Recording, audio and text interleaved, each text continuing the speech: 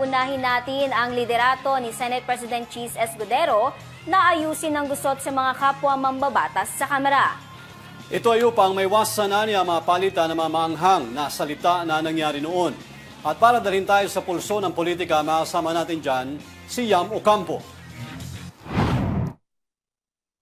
Uunahin muna ng Senado at Kamara na pag-usapan para ayusin ang ugnayan at relasyon ng mga senador at kongresista. Ayon kay Senate President Cheese Escudero, bagamat wala pang itinakdang araw at oras, ay inaasahang magkikita sila ni Speaker Martin Romualdez sa susunod na linggo.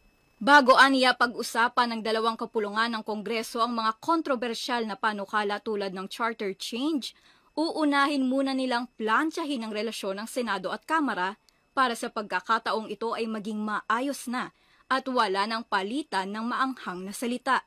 Aayusin din nila mga dapat na ayusin at maglalatag ng mga protocols para sa pagkakaroon ng maayos na koordinasyon kaugnay sa mga isinusulong na panukala upang maiwasan ang hindi pagkakaunawaan o miscommunication.